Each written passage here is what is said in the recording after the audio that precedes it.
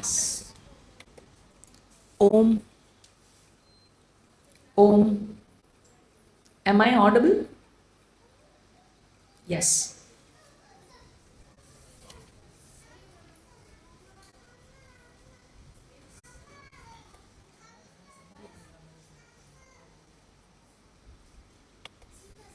So we'll start. Om. We'll start with the class. Yes.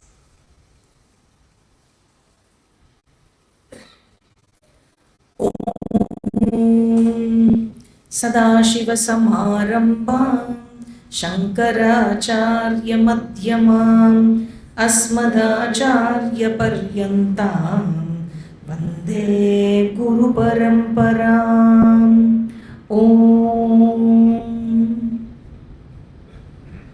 In the previous class, we saw that the topic that we are taking up for this week is human pursuits.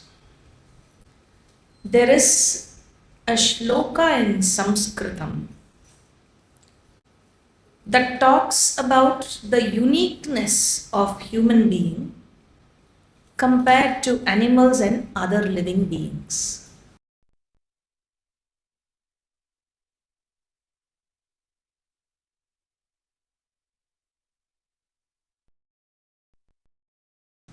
Pashubhir naranam buddhirhi tesham adhiko visheshaha buddhya vihinaha pashubhis samanaha. You have to check the frame of the phone.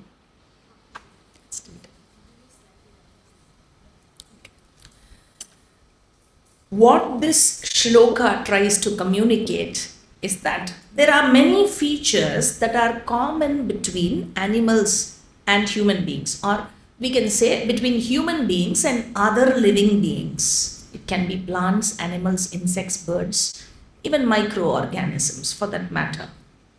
This shloka gives 4 features that are common between human beings and other living beings. The first one is ahara. Ahara means food. Eating. Food or eating is common between human and all living beings. All living beings, including human, work for food, and human beings are a little more evolved. We store the food for tomorrow, a rainy day. Right? So human beings are more evolved because we have this system of preserved food. You have everything is frozen today, right? Everything is frozen and you can just microwave it and have it. So that evolution maybe is there in human, but maybe what you eat and how you eat is different, but that you seek food and there is a pursuit towards getting and eating food. That is common between human beings and other living beings. So that is one common feature. The second common feature is nidra. Nidra means sleep. Sleep. All living beings sleep. Human beings sleep. Yeah, animals, birds, all living beings sleep. The third common feature is bhaya. Fear. Fear from what? From other animals, from natural forces. Animals fear human beings. Yeah. And human beings fear not only animals but also other human beings. So, fear from the other. And both human beings and other animals have their own methods of protecting themselves from the sources of the identified, sources of fear. And for human, it is not only about protecting the self, it is also about protecting his property, all that he possesses, all his possessions, and all his near and dear. and all the security forces that he has employed, all the dogs, everything that he has, arranged for, are all maintained with one intention of protecting him or his property and possessions. Therefore, there is an inherent sense of insecurity. This insecurity is what is called as bhaya, that is common between human beings and other living beings. Therefore, what are the things that are common between human and other living beings? Ahara, food, then nidra, sleep, and then bhaya, insecurity, sense of insecurity, fear. Now, the fourth common feature that this shloka talks of is maitunam. Maitunam means love for perpetuation of one's own species. This is also very, very natural and common between human beings and other living beings. So I perpetuate my species, and in the case of human beings, I have my son, my daughter, and then grandchildren. There is this mantra that is chanted at the time of the namakaranam of the child. The father says, Angat Angat Sanjayasi Sambhavati. So you are born from every organ of me, and you are me. And that is the amount of affection that the father shares on the child, and which is also true. The son is the father himself. The father lives, takes another birth, the Shastra says, as the son through his own wife. And that is why, because the father takes another birth through his wife, the wife is called Jaya in Sanskritam. So, this is the kind of affection that is between the father and the child, what to talk of the affection between the grandfather and the grandchild? That is even more, right? And that is why grandchildren are named after grandparents, because grandparents love to continue, that they survive through their grandchildren. Even though they are not physically around, their name is there. That continues even after they are gone. Animals also have this sense. They are also instinctively and naturally they propagate their species. Plants also are involved in propagation of their species. Therefore, there is no difference at all between human beings and all other living beings. Up to this, there is no difference. Ahara, nidra, bhaya, maitunancha, samanyametat pashubhir naranam. This is common. Up to this, there is no difference between all living beings and human beings. Samanyam etat. Now there is a question. If all living beings are one and the same, what is the unique characteristic of human being? Why is human being regarded as a superior being, as the crown of the creation, as they call it? To begin with, faculty of speech. It's very unique to human beings, right? Do animals speak? They make sounds, but there is no evolved language. There is no grammar that is evolved. How many languages? Human beings have evolved thousands of languages. They have developed, and so many sophisticated methods of verbal communications have been evolved. That being there, there is one more thing that is very superior about the human being, which is the human intellect. the faculty of thinking, the faculty of studying, analyzing, and drawing conclusions. The shloka says, Buddhirihi tesham adhiko visheshaha. Adhiko visheshaha, extraordinary feature of human being. It doesn't mean that animals do not have intellect. They also have intellect. In fact, animals like gorilla and dolphins are considered to be very intelligent. Even though they are intelligent, the intelligence of human being is far more superior compared to the animals or any other living being. Do animals read newspapers? No. Do they read literature? Do they appreciate literature? No. Right?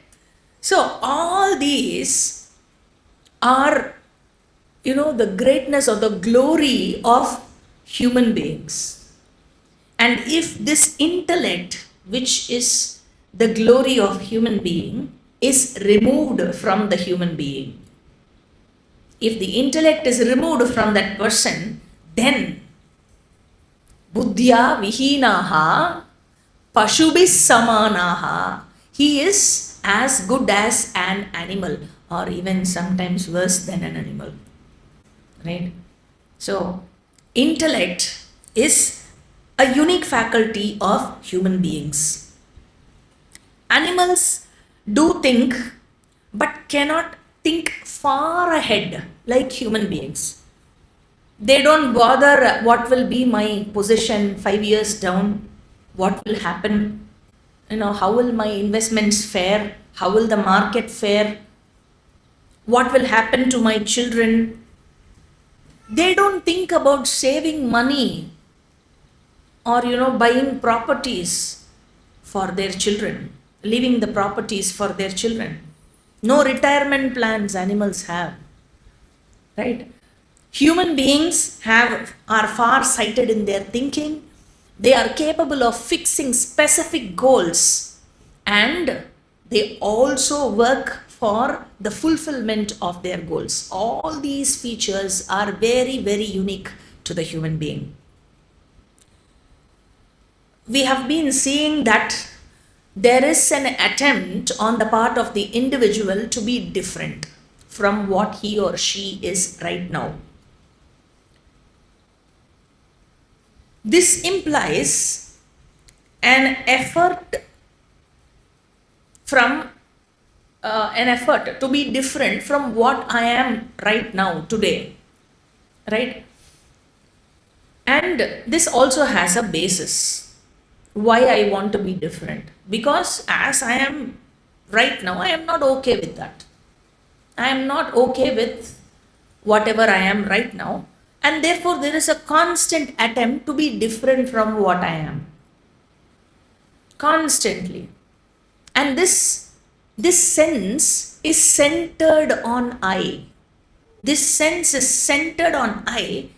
I am not at home by myself. I am not at home and I want to be different. This implies a struggle on the human being, right?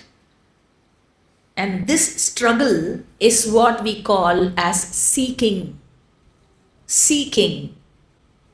And what he seeks is called as the goal. What he strives to achieve, constantly strives, is called as the goal. In Sanskritam, the human goal is called as Purusharthaha. Purusharthaha. Purusharthaha means Purushaihi artyate, prartyate iti purusharthaha. We will be seeing some Sanskrit words, okay, here and there. So there will not be too much of Sanskritam, but some little bit, yeah. That should be okay. So Purushaihi, here Purusha does not mean male or a man, okay. It includes a woman also. It just means human being, can be anybody. Purushaihi artyate or prartyate, that which is desired or sought after by a human being is called Purushartha. And how many such goals or wants does a human being have? How many goals human being has? Any possible number? Any possible number? No, I don't want the back answer. Okay, how many goals? Now we can say, at least we can say there are as many goals, to match the number of human beings on this planet. At least, if you have to attribute one goal to every human being, there should be so many goals as to the number of human beings are there on this planet. Somebody wanted to break Guinness Book of World Records. Okay, and so his goal was to break the Guinness Book of World Records by hook or by crook. Okay, some means or other. So it seems he ate chilies. Oh my God, green chilies to break, and he broke. Okay, he was successful. And there was another person, he broke the Guinness Book of World Records by jumping from a mountain. Now, what is the big deal? There are so many people who jump. No, he jumped from the mountain without a parachute. Okay, and he opened the parachute, I think something like 100 feet or something, just above the ground level.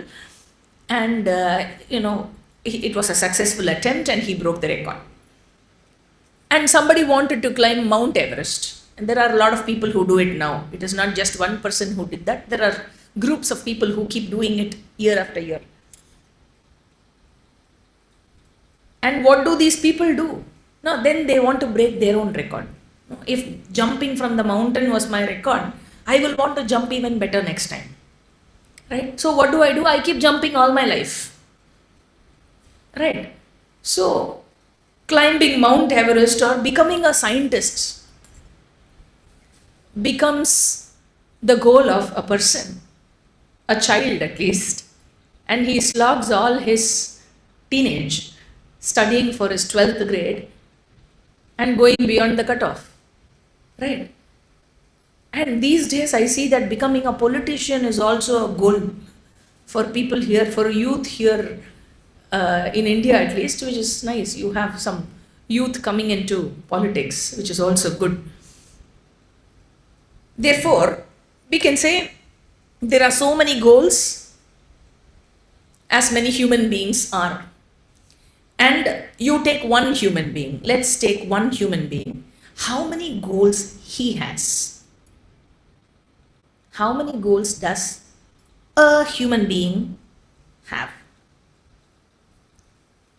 Innumerable. And more than that, the goals keep changing. Right? So what I wanted when I was a child is not the same as I want when I am a teenager. And that is not the same when I grow up to be a youth. And that is entirely different when I am middle-aged. And then it is totally different when I am old. Right? When I become a grandfather, my only goal I have is all about my grandchild. Right? So all these goals keep changing. Though they are innumerable and they keep changing and they are different, not just between human beings, but also within the same human being from time to time and place to place. Our scriptures have intelligently categorized all these innumerable human goals into 4. All human goals are categorized into 4. There is no 5th. Okay? These 4 are called Chaturvida Purushartha. Chaturvida Purushartha, meaning 4 types or 4 categories of human goal. They are very popular. Most of you must be familiar with these words. Dharma, Artha, Kama and Moksha. Of these 4, Artha and Kama are shared with animals also. They are one set. Artha Kama is one set which human beings share with animals also. Artha means the pursuit of security, and Kama means the pursuit of pleasure or enjoyment. So we'll take up Artha and then go to Kama. Artha Purushartha. This is the pursuit that stands for all forms of security in life. It can be wealth, whether moving wealth or non-moving wealth. It can be power, it can be influence, fame, to safeguard myself from diseases and protect myself from death. It can be anything. It can be anything that I seek. And other beings, apart from human beings, also seek security. Therefore, Artha, when I say, it means and includes all types of security to be free. All types of security to free myself from the troubles that I face in my life or the threats that I face in my life. Therefore, I can say Artha Purushartha is just anything. Artha Purushartha is just anything I seek to be free from my insecurity. So Artha Purushartha is anything that I seek to be free from my insecurity. In fact, fundamentally speaking, every human being wants to make sure that he is safe and he is not threatened by the environment he is in and that he can survive. So that is why you have the basic needs: food, clothing and shelter. Roti, kapda and makan. So the basic needs, all these three are for or are meant to be originally for security.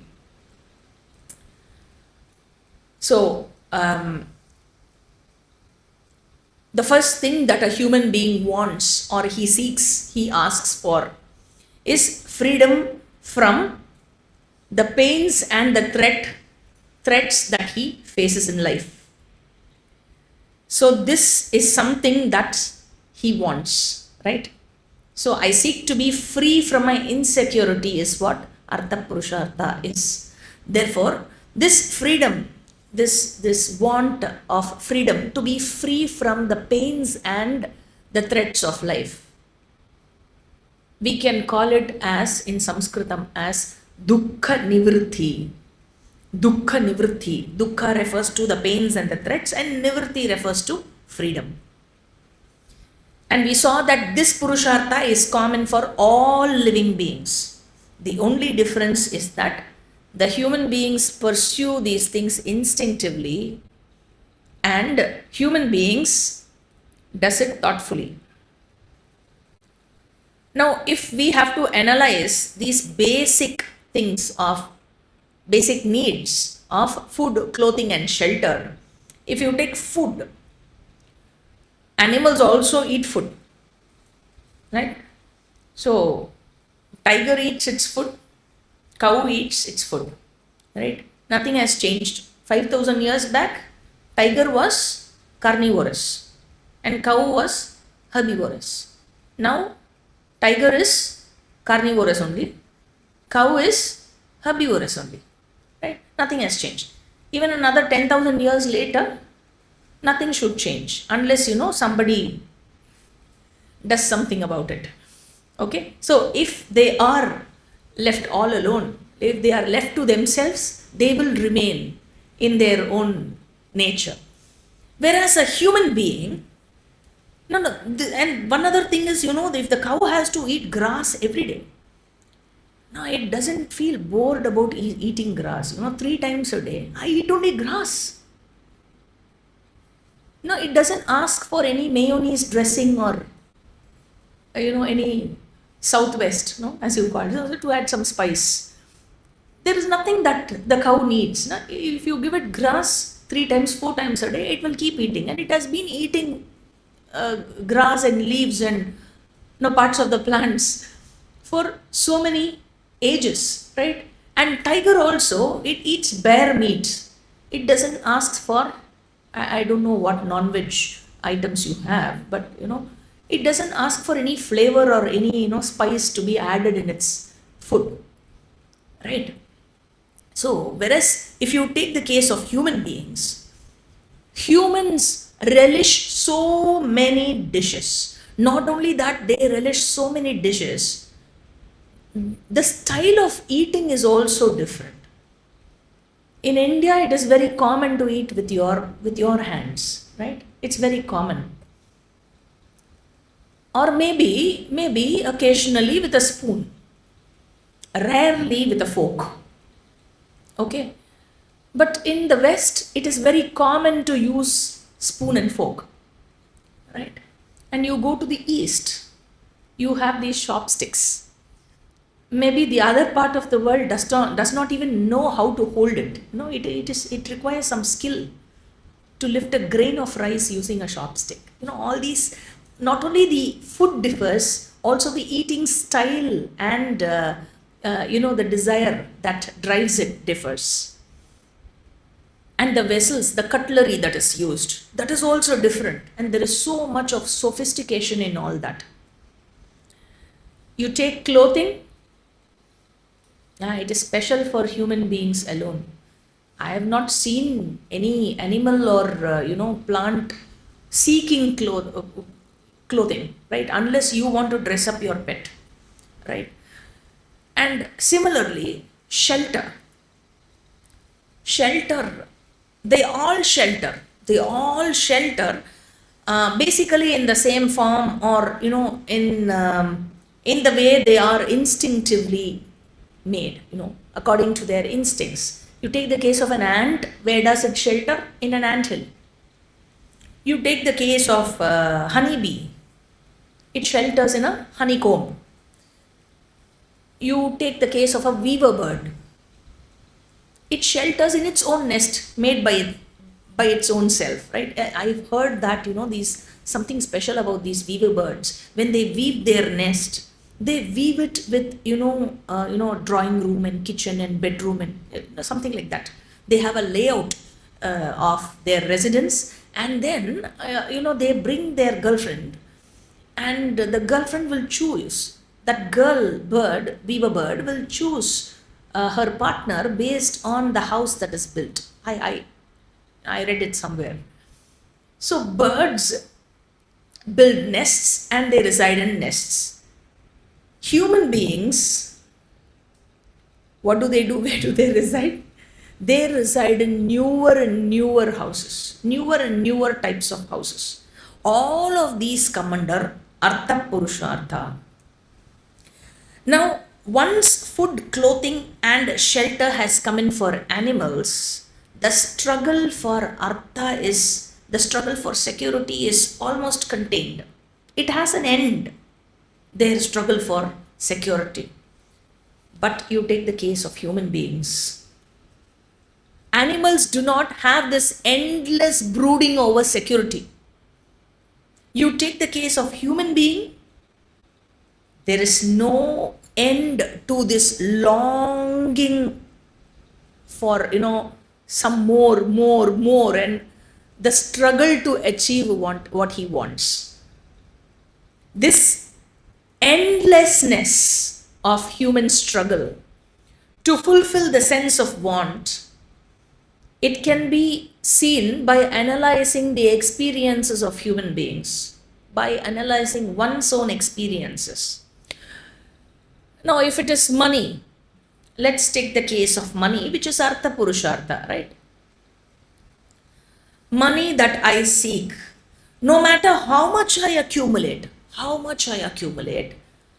never seems enough. I don't know how much ever money I earn, it never seems enough. Let's take an example. You've heard of stories where God appears in front of you, and who is impressed by your bhakti and all the puja that you have made, he appears in front of bhaktas, right? You've heard or read about Bhakta Charitrams, where he appears and he grants boon, right? So let's imagine, for example, because of the bhakti that you have showered on him, God is so pleased, okay? And one fine morning, early morning, when you woke up at 4:30 a.m., you find, there is some light from your window when the entire world is dark around. And God entered through your window and suddenly he appeared before you. Okay? He appears and he said, "Oh, my dear child, I am really impressed with all the bhakti that you showed on me for all these years. I have been watching you and I'm so impressed and I want to give you a gift. And I have decided the gift. The gift is whatever amount of money you want to be credited to your bank account. Okay, tax free. Tax free. It will be tax free and taken care. You can trust me.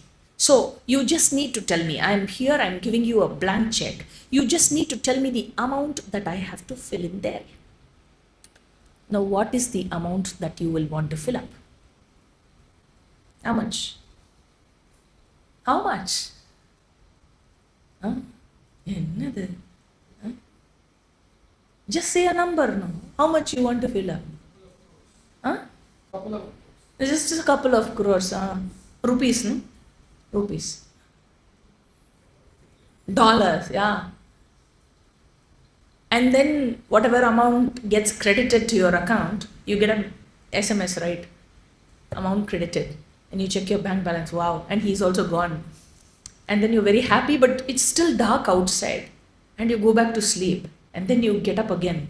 Then check your bank balance. And you feel sorry. You know why? Because that you asked for an amount which is very less. Maybe I should have asked for 4,000 crores instead of 4 crores. I could have asked why. It didn't strike at all. No, how much ever you have, there is no, you can say that you are not satisfied at all. There is no enough at all. And what happens? Say you wanted 4,000 crores and instantly you said, there was a slip of the tongue and you said 40,000 crores. And that also got credited. And you're like, oh wow, I had meant 4,000, but I said 40,000 and it got credited. Now you are wondering how to protect that money. Oh my God. Okay, it's all right, tax free, but I need to protect all this money, from my relatives. I don't want them to know. Okay. And I don't want all my, friends or the other people who are jealous of me to know about all this. So irrespective of how much money I have, first thing, it is not enough. And then if I really have some more money, I am bothered about its security. So if I have less money, I'm bothered about my security. And where I have a little more money, I'm bothered about security. I'm bothered about securing that money, right? So why is this sense on money that human beings have? They are so much addicted to money. Why is this sense of addiction there for human beings with regard to money? Because money makes the difference between me being wanted and unwanted. Yes, I do enjoy whatever I want with money, that being on one side. One big difference is money makes me a different person in this society. I am wanted where I have a lot of money, and I become an unwanted person where I do not have enough money, or the kind of, the amount of money that the society sees. So, therefore, I want money because I want people to look up to me. I want power. And then what I want fame, I want influence.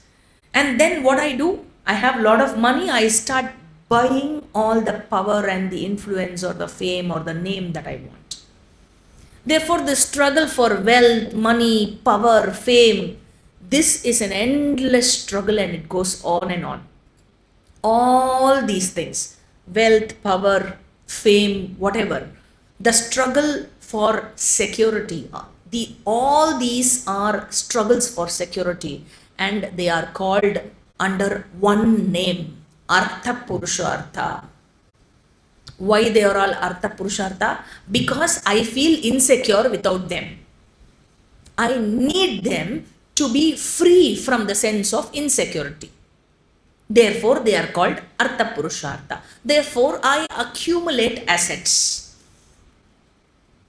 But what happens is this accumulation itself fails to make me feel secure. Right?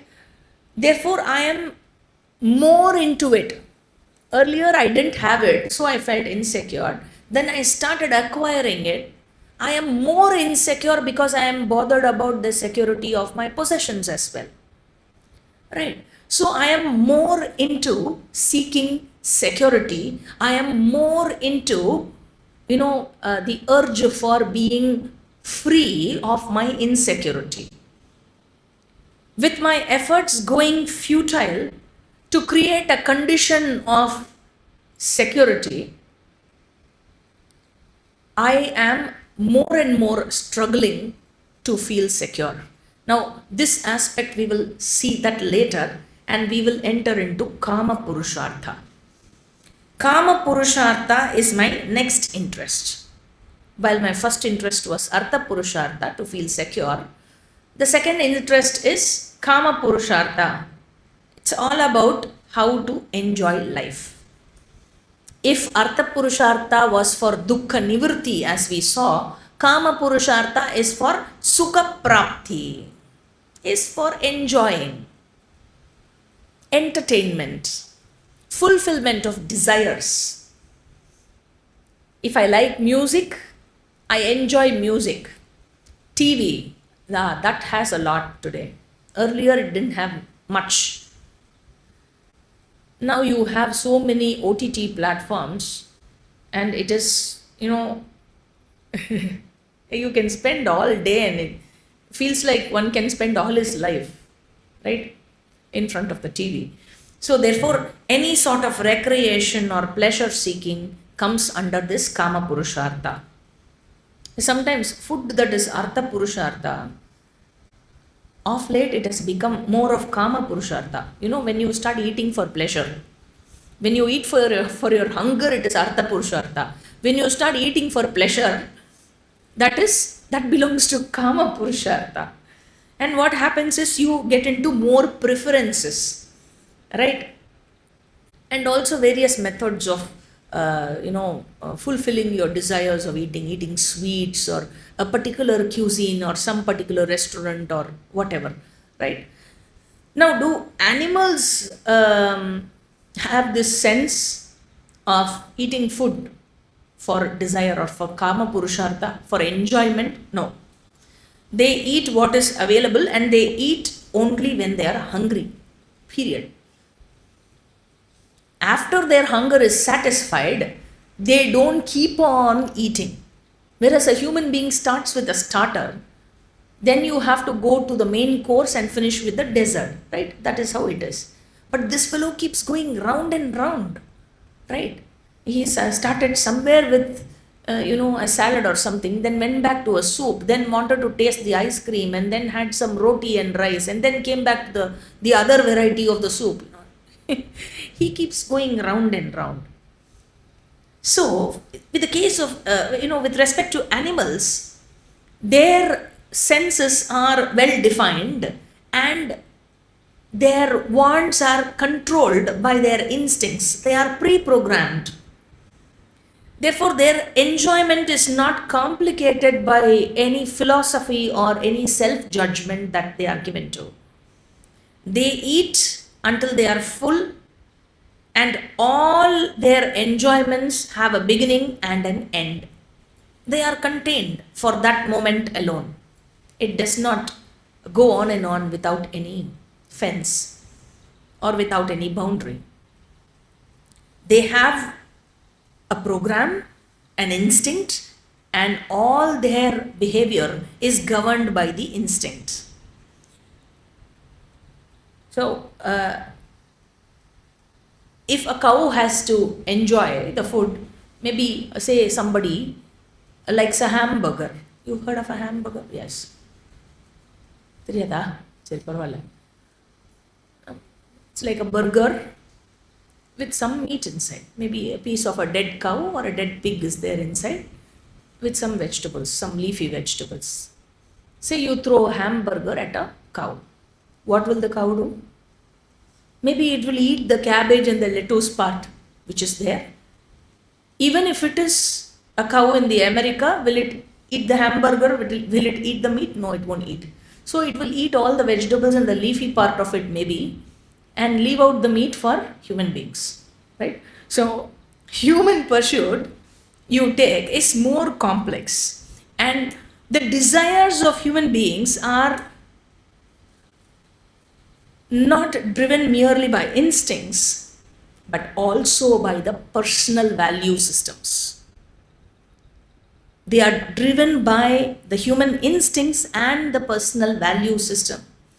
Every human being lives in a private and a subjective world.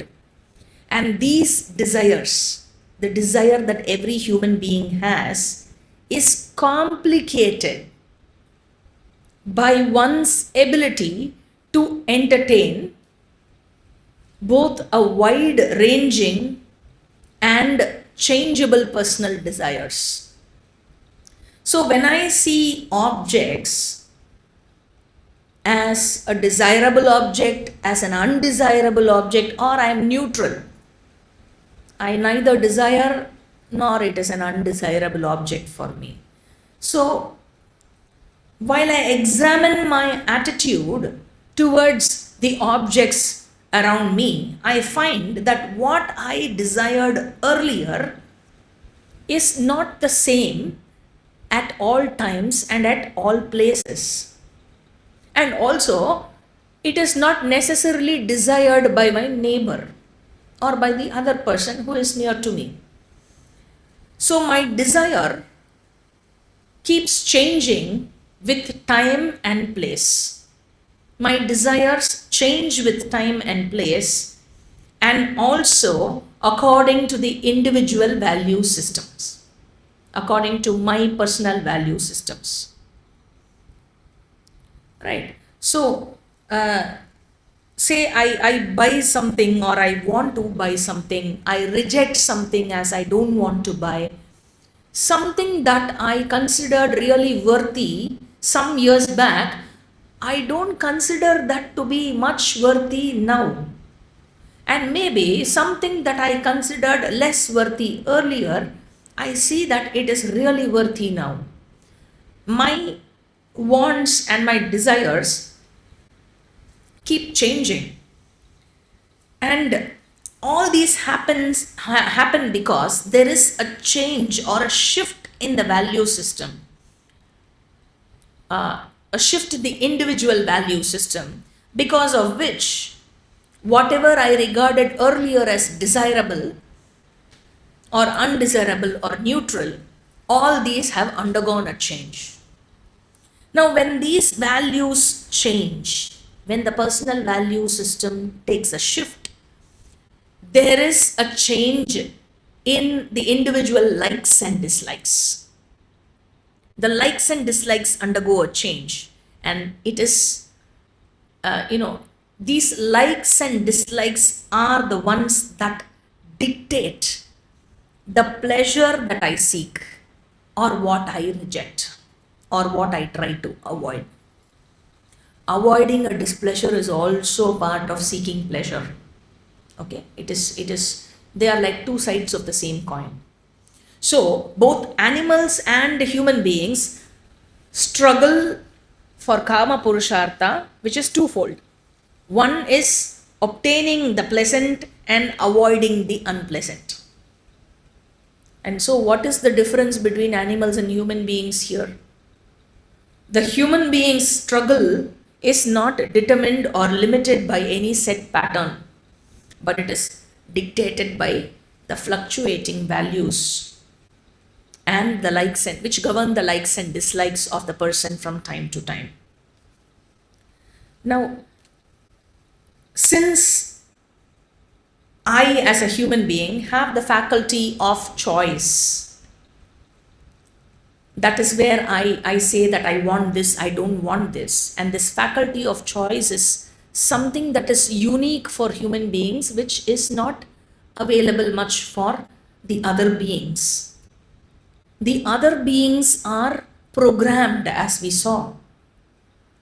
I, being a human being with this privilege of choice, I must have certain norms controlling my actions or karma.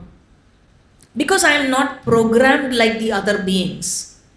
Because of that, one thing I have to clearly remember. That one thing that I have to remember is, for me, the end cannot justify the means. The end for me cannot justify the means. I cannot have any goal and say, because of that goal, because I wanted that goal, therefore I chose any method to reach that goal. Because I have a right to desire doesn't mean that I can desire anything, and it also doesn't mean that I can choose any method to achieve what I desire.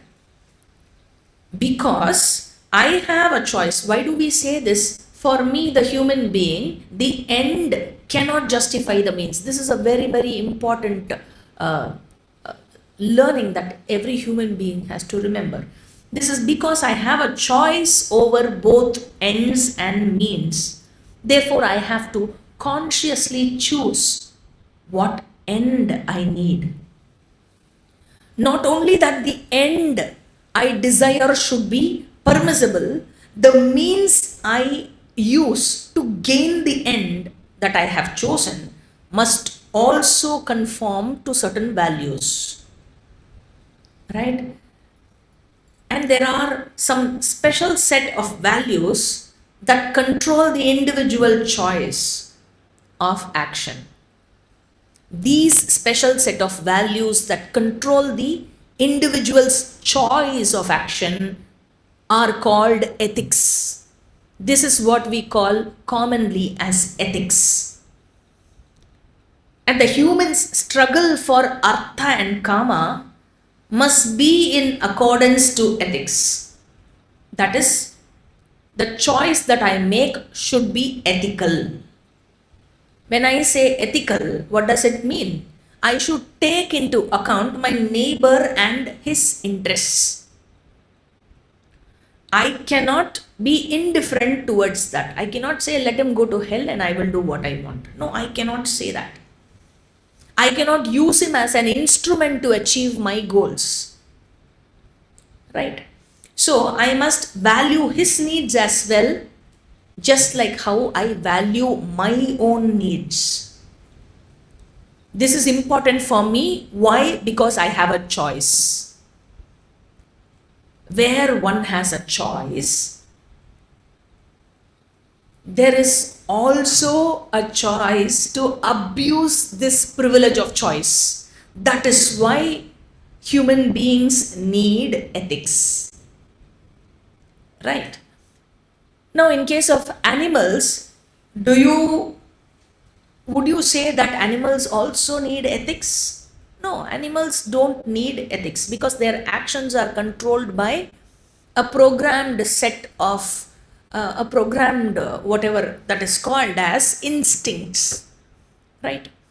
So, and there is very limited choice available for the cow, or for any cow. For example, you say you have two different kinds of grass or leaves that you try to feed the cow. Maybe that much is its choice and nothing more. Mostly there is no choice at all. So a cow, or for the example's sake, a cow cannot create any ethical problem, right? The choice that is there in the cow or the action of the cow cannot create an ethical problem. Just because the cow has been vegetarian for all these years, it doesn't mean that it is earning punyam. And just because the tiger has been non-veg for all these years doesn't mean that it is going to earn papam. Right? With respect to human being, it is wonderful that we all have choices. It is really wonderful. It's a privilege, right, to have choices. And you have, because of that, you have many ends and many means also. However, impulsive choice or making a choice because something is easy for me or convenient for me may result in causing a pain to people around me, to the life around me. Just because, it is easy and it is convenient to have, or, it will look beautiful if my house, in that part of my house is, 10 square feet more. It doesn't mean that I have to cut a tree, right? That is what people resort to. Tree only, no, cut it. Nobody is going to file an FIR on you for cutting a tree. The tree is not going to cry or file a suit on you, right? There is this rule that one has to remember as a human being. Atmanah pratikulani paresham na samacharet. This is called ethics. If one needs to know, how do I know what is ethics here and what should I follow? How do I know what I am doing is ethical or unethical? How do I understand? This is the rule which you have to apply to know whether what you are doing is falling within the ethical system or not.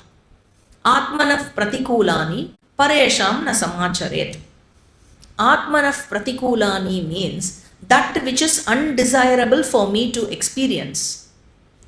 That which is undesirable for me. I don't want to be given to such an experience. Paresham na samacharet. I should not give it to the other person. Therefore, what happens is, I discover, or when I say I should, what I don't want to be given to, I should not do it to the other person. And what I want to experience, I should give the same experience to the other person. So I should give the same experience that I want to experience to the other person, in spite of whether that person is reciprocating to me or not. This is the rule. So I discover the source of ethical values by observing how I want others to behave with me. And these ethical values are nothing but common sense appreciation as to how I want myself to be treated. Simple. How do you want yourself to be treated? Behave that way with the other person, right? If I don't want others to lie to me, if I don't want others to use deception on me, then speaking the truth and non-deception becomes my value, right? So that is how one has to see and follow ethics. Similarly, the ends that I seek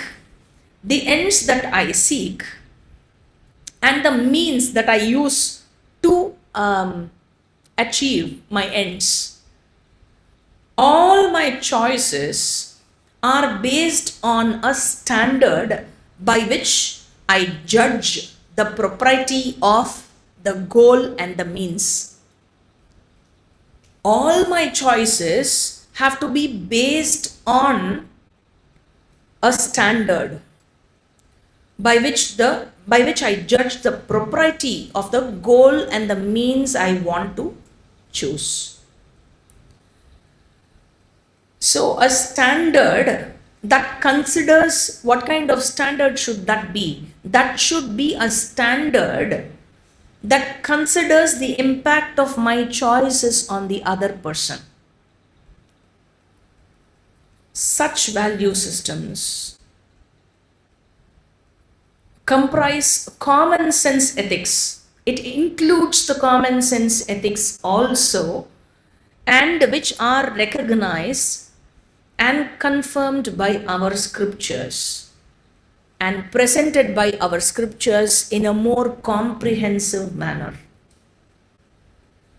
And because they are presented by our scriptures in a comprehensive manner, they are religious in nature, and such standards together are called dharma. And before we enter and see more of what dharma is, now there is one more thing that I would like to discuss on this Arthakama Purushartha. This Arthakama, where does this Arthakama stem from? Now is this Arthakama that I have, I hope you are familiar now with what is Artha and what is Kama. Artha means all that which I seek for my security is called Artha Purushartha, and all that I seek for my enjoyment or pleasure is called Kama Purushartha. Right. Now this Artha Kama, the question is, where does it stem from? Does it stem from, is it just a human privilege of having Artha Kama Purushartha, or is it because of some pressure that is inside? How does it happen? When it is because of a pressure from within, then we call it struggle. It is called struggle, a pressure born pursuit. Struggle is nothing but born of pressure.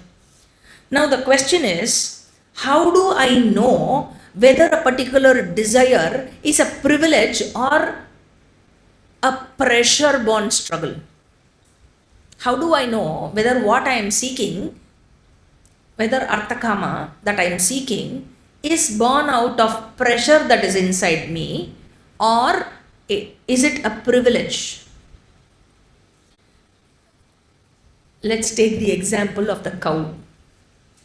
Now, does a cow need to know this, that the Arthakama, whether the Arthakama it is seeking is because of some internal pressure it is having, or is it because of its own instinct, or does a cow need to know all this?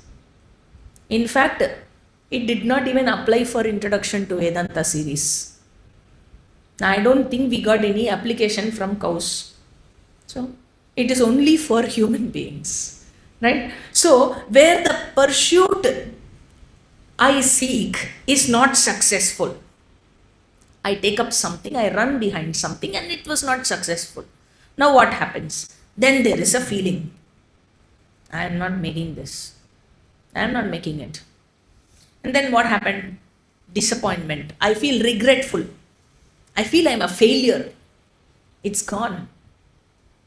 Right? I'm doomed. And whether you think this or not, okay, whether you feel this or not, at least the people around you will make you feel this. You will be told you are a failure. Okay? You will be made to feel that way. There will be somebody around you to tell you this. Right? At least they will come and ask you, what happened? No, gone, huh? That's all. So this sense of failure, what happens? So many events in my life, and where I have faced a lot of failures. I wanted something, I couldn't do it. I wanted something, I couldn't do it. Right? Either I couldn't do it or somebody stopped me from doing. Right? So many experiences, and all these things pile up, and finally that piled up thing becomes a personality. The piled up failure becomes the personality. Now where is the privilege for Arthakama? Right? Anything that happens in my life, I don't need others to blame me. I will be the one who is blaming myself. No, why is it raining today? Because I decided to go out. No, that's why raining. I should not go out at all. That's why it is raining. You wait for a train or a bus. Why that bus has not come? Because I am waiting for it. Because it is supposed to be for me. See, everybody is getting. He came after me and he has got his bus. I am not got. I've been waiting for a long time. At one time in my life, when I kept facing failures, I kept asking, why me, why me, why me? Then what happened is, at a point in my life, Now, no more I am asking why me. I am saying because it is always me. Right? So, constantly I am hurt. Day after day I am hurt. And this feeling of being hurt, and there is the other one, being guilty. Feeling of being guilty. Now, this being guilty, what is guilt? Guilt is something that happens to you because of the omissions and commissions of the other people.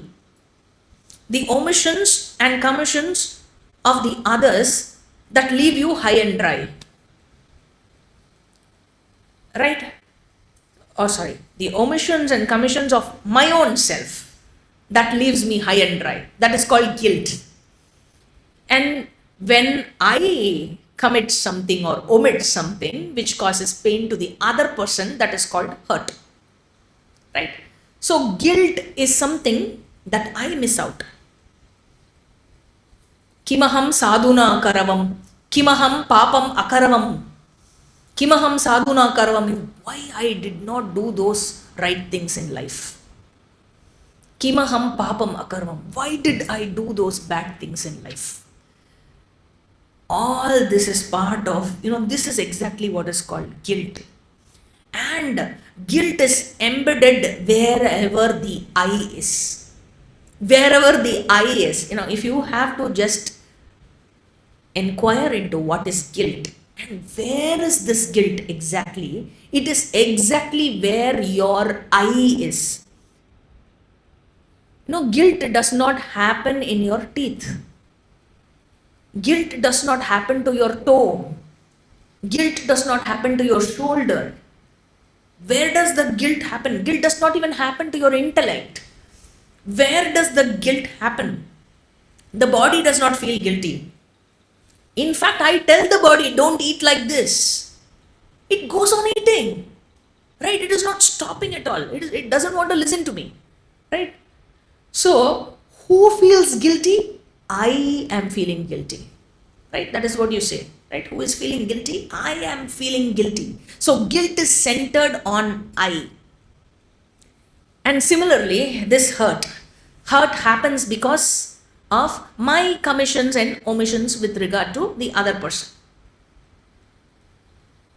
Sorry, I'm again saying it wrongly. It is hurt happens because of others' commissions and omissions to me. Right? So, why did he do this to me? Or why did she do this to me? Why he did not do this to me? Why she did not do this to me? So, and in one way, guilt is also hurt. Because I feel guilty, I am hurting myself. Okay? In that way, guilt is also a variety of hurt only. Now, there is a pressure. What happens when you are in hurt and guilt? There is a pressure to be different from what I am. And why I want to be different? Why I want to be different? Because being different alone will make me acceptable to me. I don't like being like this. I don't want to be this self. Right? Even if, somebody comes and tells you, no, you are such a wonderful person. You say, I don't want to listen to that fellow. He does not know about me. Right? Or you don't even value what the other person tells you. Because what is more real for you is that you, as you are now, you are not acceptable to yourself, and therefore you want to change. You want to be different.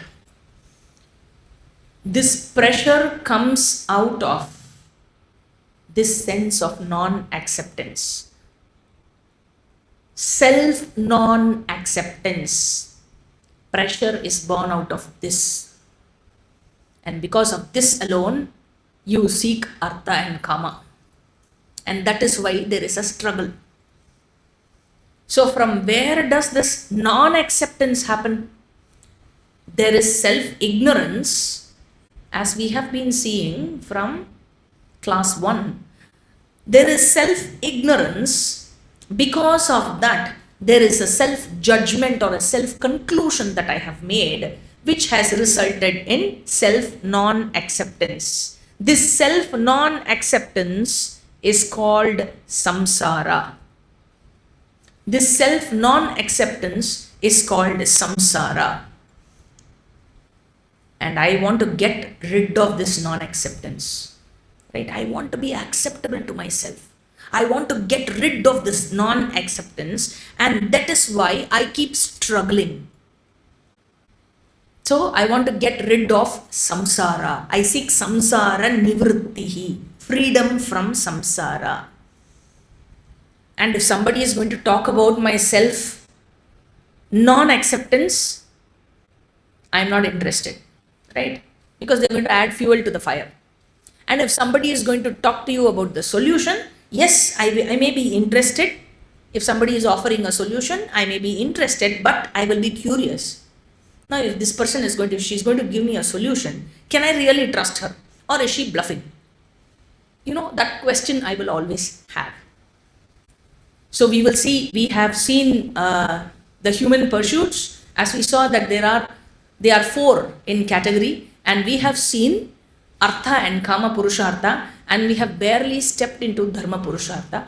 We will see more of this. We will continue the human pursuits and the limitations of the experiences of life in the next class. Om Purnamadah Purnamidam Purnat Purnamudachyate Purnasya Purnamadhaya Purnameva Vashishyate. Om Shanti Shanti Shanti. Harihi Om. Shri Gurubhyo Namaha. Harihi Om. The announcement that we have to make. We will meet next week, same time. Hari Om.